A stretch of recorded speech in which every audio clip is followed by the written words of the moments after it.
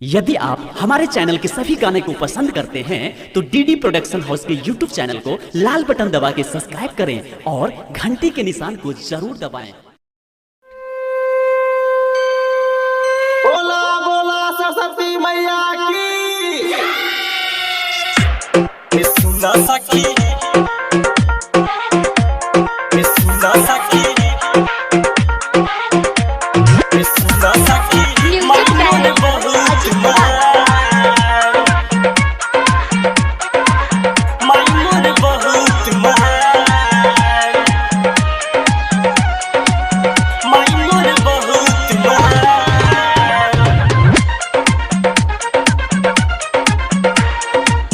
हंसवा पर चढ़ के आइल बाटे मैया आइल बाटे मैया आइल बाटे मैया हंसवा पर चढ़ के आइल बाटे मैया देखत दुनिया जान माई मोर बहुत मान सुना सखी माई मोर बहुत मान माई मोर बहुत मान सुना सखी माई मोर बहुत मान सुना सखी सुना सखी सुना सखी सुना सखी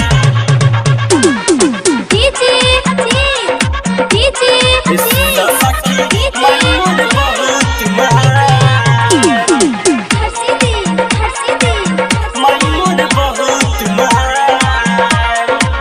गरवा में झूलता फूल के माला हाथ में ले ले बारा बीना बजैया ए माई गरवा में झूलता फूल के माला हाथ में ले ले बारा बीना बजैया जब माँ तू बजाबे लो बीना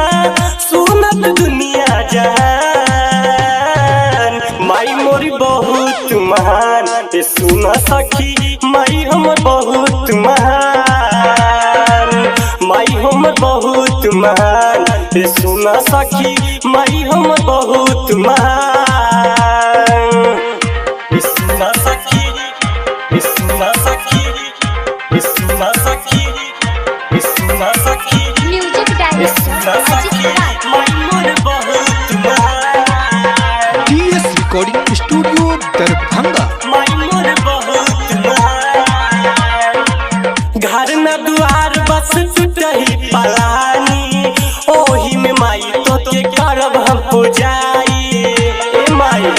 तो करब हम पूजाई घर न दुआर बस टूटही पलानी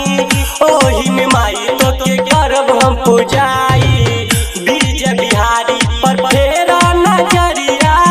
दे दन तन को देरा माई मोर बहुत महान